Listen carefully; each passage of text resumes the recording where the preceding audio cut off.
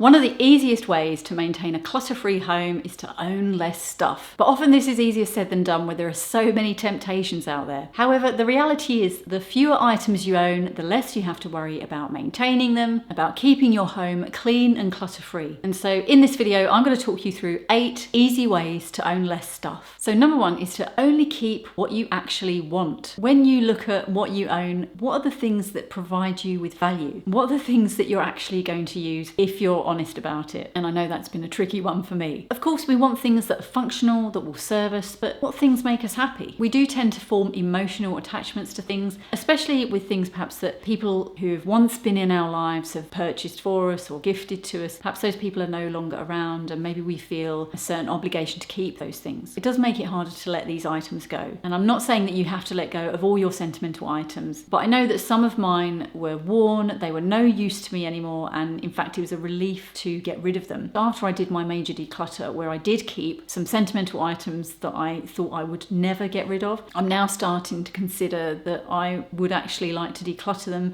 but I want to make sure they go to a good home before I do. So your attitudes about items can change over time. Number 2 is to take better care of your stuff. Now, I may sound old for saying this, but I'm sure they don't make things as well as they used to. My mum had her microwave, I'm not kidding, for 30 years before she replaced it. I remember when I was about 7 or 8 years old, they purchased this microwave. It was like a new in thing at the time, and it was amazing to just pop food in and it came out hot. And my mum still had this microwave when I was in my late 30s. And so even if it is the case that things aren't made as well as they used to be, it stands to reason that it's even more important for us to take care of those things. I try to keep appliances clean as much as possible. I avoid washing my clothes on high temperatures to try and reduce the wear and tear on them. And I try to buy items that don't take too much care. I avoid items that are dry clean only because I just can't be bothered with that. I try and avoid items that I have to iron because, again, I'm not going to bother doing that. So when we purchase things, or before you purchase things, have a look at the care instructions. What effort is it going to need on your part to take care of that thing? Because you want to make sure that you can actually take care of it so that you get the most out of it and it lasts you a long time, but that the effort to maintain it isn't so much that you'll likely not bother. Number 3 is the 1 in, 1 out rule. So if I do want to buy a new item of clothing, nowadays I tend to look in my wardrobe to see if there's something that can come out, be decluttered or given to charity, because likely there'll be something in there that I've not worn for a while and that, if I'm honest with myself, I'm not likely to wear again. And right now I think my wardrobe is okay. I think I've got enough in there. There's probably a few items that I probably could declutter if I'm honest about it, because I don't really wear them anymore. But I know in a previous video where I did a declutter of my clothing, it was a bit difficult to get rid of certain items because of my history of clothing and things like that. So I'm not too worried about it. My collection isn't growing, it's not reducing, it's just at a happy medium. But I'm always mindful now about what clothing I buy so that I'm not going to end up in the same declutter buying cycle again. Number 4 is to be more mindful about your purchases. So when you're about to purchase an item, or if you're looking for an item to purchase, ask yourself a few questions. And these questions will help you just take a step back and think more carefully about the purchase. So questions like, what is your reason for buying this item? How much value are you going to get from it? Is it an item that you might use for a little while? Is it going to be a bit of a fad, a bit of a novelty? Or do you think it's something that you'll get long-term use from? Something else I do is put items in my save for later basket. So if I'm unsure about whether to buy something, I put it in my save for later basket so I don't forget about it. And it just gives me time to think it through. And often when I've given myself that time to think it through, it's not been as much of a priority to buy this thing as I thought it was. And I'm always interested to hear your tips. So let me know down in the comments if there are tips that you've got that are helping you to own less stuff. Number 5 is to mend things before you replace them. So I have a warm coat that I tend to wear when I'm out walking, when it's more sort of autumn, winter months. And quite a while ago, I put it in the washing machine and I don't know what happened. Part of the hood got ripped in the wash. And to my shame, my immediate thought was to just go online and buy the exact same coat again. And then I sort of had a word with myself and said, I could probably mend the hood without needing to buy a whole new coat. It will be far cheaper. It will be less wasteful, because essentially I'd be throwing away a coat for just a rip on a hood, which is extremely wasteful in my opinion. So I managed to find a couple of iron-on patches and I ironed them onto the hood, and I can now wear the coat again. And I realised that I'm lucky to be in a position where I could just go, oh, I'm just going to buy another coat, because I understand that not everybody is in that position. But that's why I find that it's more important that I do take a step back and think about this more carefully, because I am in that privileged position. And actually from that position, I think comes a responsibility to think about ways of reducing my waste and not falling into this culture of when something gets used, just throw it away and get something new. There's a lot of that in our culture of buying things that are just easily expendable. And I think it's a lot more satisfying if we can make better use of things to help us get the most out of them and reduce waste. Number 6 is to use what you already have. So one thing that I try and do, and I don't get this right every time, is to check my cupboards before I go out shopping for food or toiletries. There's many times where I've gone to the supermarket without doing a thorough check of the cupboards, and I've ended up buying things that I've already got in. And it's not so much a waste because I know I will use those things, but I didn't need to spend that money in that instance because I already had the items that I bought. Another habit that I got into was saving certain clothing items for best, which meant that they just sat in my wardrobe and didn't actually get used, or they got used very minimally in terms of if I went out for a nice meal, for example. I don't go out for nice meals very often, so these lovely pieces of clothing I had were just sitting around doing nothing. So now I've started to shift away from that mentality and use my best items on a day-to-day basis. And actually that feels really nice because I'm getting use out of them and I get to feel special without it needing to be a special occasion. Number 7 is to declutter regularly. So doing a major declutter can be really hard work, but it's also really satisfying. However, if you want to keep on top of your clutter, I'd recommend regularly decluttering. So going through your home and just checking out whether there are things that you do still want, or are there items that you no longer use and they could do with going to the charity shop or being donated to friends and family. If you tend to have lots of paperwork come into your home, you might want to deal with that straight away so that it doesn't build up, or have a designated place where you will keep your paperwork for a temporary time so that you can go through it, you can sift through what goes in recycling, what needs shredding, anything important that you need to put away. Number 8 is to invest in experiences rather than physical things. Now, I'm not saying that physical items aren't important because clearly they are. We need them to do certain things, but often I've spent money on physical things that I really didn't need when that money could have gone to an experience of some kind that would have given me memories that I could remember for many years to come. So for example, I like to go to music concerts or certain theatre performances, and those things aren't usually cheap. And because I'm much more careful with my money when it comes to physical items, I've got more money to spend on those experiences, which admittedly they don't happen too often, so it's not like I'm spending loads of money each month. But when they do come up, I've got money put away so that I can invest in those experiences and not worry about it impacting me too much financially. And if you'd like more tips on helping to keep your home clutter-free, then check out the video that's on the screen about how to stop buying stuff you don't need. Thanks so much for watching, and I'll see you again soon.